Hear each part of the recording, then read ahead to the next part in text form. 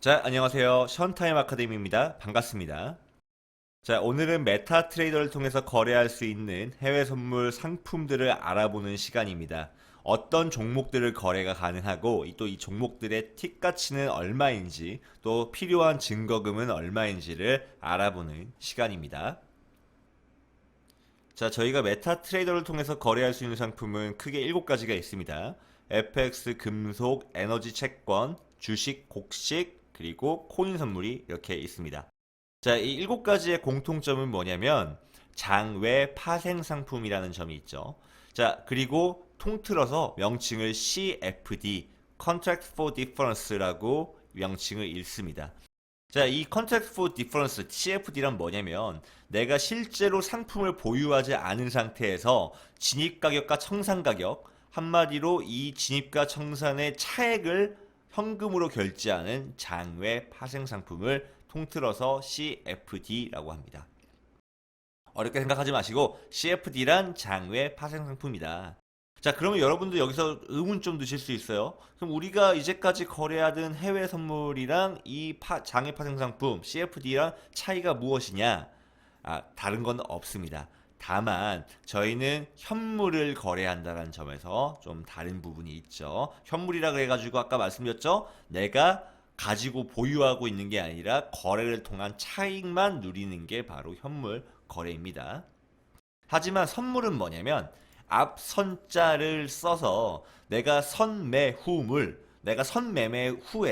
내가 나중에 후 물건을 인수하겠다라는 조건이 붙습니다. 그렇기 때문에 모든 선물에는 월물, 마감 월물이 있고요. 월물 전에 청산하지 않으면 실제로 내가 그 물건을 인수를 해야 됩니다. 그래서 그런 차이가 있다는 거죠. 정작 중요한 거는 우리가 이론적으로 아는 것이 중요한 게 아니라 그래서 이 상품들을 거래하기 위해서 필요한 필수 증거금이 얼마느냐, 내가 한 계약 거래하려면 얼마가 필요해, 이게 중요한 거겠죠. 자, 한번 보겠습니다. 저희가 레버리지라는 것을 사용하지 않았을 때 FX 상품은 10만 불, 금은 17만 불, 오일은 9,500불, 그리고 비트코인은 현재 시세로 21,500불 정도가 필요로 합니다. 하지만 해외 선물사를 이용 시에 이 필요 증거금이 비약적으로 낮아지게 되죠. 바로 이렇게 낮아지게 됩니다. 250불, 350불, 950불, 65불, 그리고 450불 이렇게 낮아지게 됩니다. 이렇게 될 수 있는 이유는 바로 레버리지 제도를 사용하기 때문인데, 레버리지라는 건 한마디로 지렛대 효과입니다. 내 바잉 파워를 올리는 거죠. 적은 금액으로도 크게 거래할 수 있게끔 해주는 게 레버리지 제도입니다. 여기에서 내가 500대 1을 사용하고 있다고 한다면 내가 현재 내야 되는 증거금에 나누기 500을 나누면 한 계약당 필요한 필수 증거금, 필요 증거금이 나오게 됩니다. 즉, 이 레버리지 제도를 이용한다면 수익률을 높일 수가 있다라는 거죠. 자, 국내 선물사에서도 이 레버리지 제도를 제공하긴 하지만 상대적으로 낮은 비율로 제공을 하고요. 그래서 국내 투자자분들이 수익률을 올리기 위해서 사설 업체들을 사용하고 계신 거 다들 알고 계실 거예요. 하지만 이 사설 업체들은 한마디로 관리 감독을 받는 곳이 아니기 때문에 리스크가 존재한다는 것도 역시 아실 겁니다. 자, 해외 선물사를 이용했을 때 좋은 점은 뭐냐? 바로 이 시설들이 정식 라이센스를 받은 업체이기 때문에 금융감독기관으로부터 관리감독을 받습니다.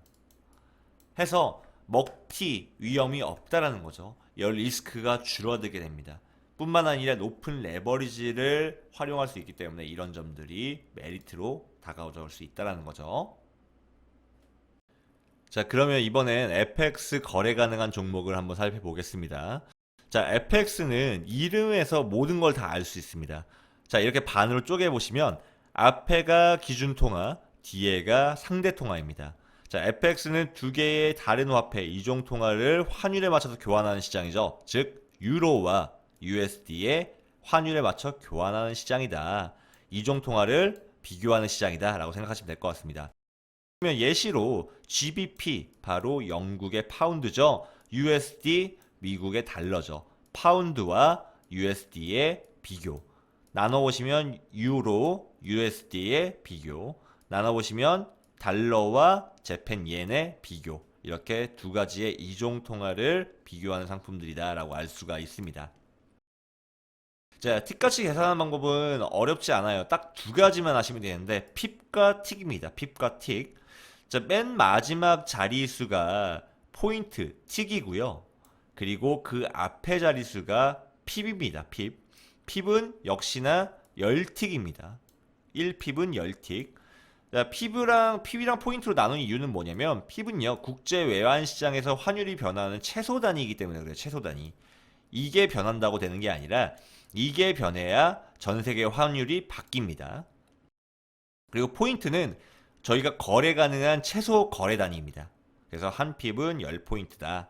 여기서 중요한 건 뭐냐면 한 틱은 1불이고요. 한 핍은 당연히 10불이겠죠. 네, 아셔야 되는 건 이게 전부예요. 그래서 핍과 틱이 있지만 한 틱은 1불이다. 이게 제일 중요한 사실인 것 같습니다. 자, 그럼 저희가 뭐 거래했을 때 한번 예시를 한번 들어볼게요. 저희가 유로 USD를 거래한다라고 했을 때, 자, 지금 현재 1.150555가 1.15255로 바뀌게 된다면 현재 이 가격과 이 가격의 차이는 200틱이기 때문에 즉 20핍 200불의 차익을 노릴 수가 있습니다. 내가 매수했다면 200불 수익이 났을 것이고 반대로 매도했다면 200불의 손실이 났을 수 있겠죠. 다음은 에너지 상품인데요. WTI 원유 상품입니다. 마지막 소수점 자리가 포인트 한 틱이고요. 그리고 한 틱은 10불입니다. 95.65에서 95.97로 32틱의 변화가 있었으면 총 320틱의 변화가 있었다. 자, 금은 조금 달라요. 금은 이제 종목 코드가 좀 바뀌었습니다. XAU USD 금과 달러의 비교된 부분입니다. 이걸 골드라 그러고요. XAG USD는 실버입니다. 근데 저희가 주로 거래하는 건 이 골드 상품이죠. 뭐가 달라졌냐면 바로 최소 틱 가치가 바뀌었습니다. 국내는 여기까지만 있는데 여기까지만. 근데 해외에서는 한 개가 더 늘었습니다. 이게 뭐 브로커마다 좀 상이한 부분이긴 한데 저희가 최소 틱 가치를 나눴기 때문에 저희 같은 개인 트레이더들한테는 유리할 수 있다고 말씀드렸습니다. 최소 거래 단위이고요. 한 틱은 1불입니다. 지금 1756.65에서 1758.95만큼 차이가 있었다고 한다면 230틱의 변화가 있었던 것이고 230불의 차이가 있었다라고 이해하실 수 있습니다. 자, 다음은 주가 선물입니다. 자, 저희가 많이 거래하는 나스닥의 명칭은 US100입니다. US100. 자, 여기에서 똑같이 저희가 국내에서 거래했었던 건 똑같이 이 정수 자리가 한 포인트이고요. 이건 네틱입니다. 0.25씩 움직여요. 0.25씩 움직입니다.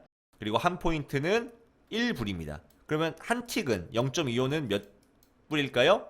0.25불이겠죠. 25센트겠죠.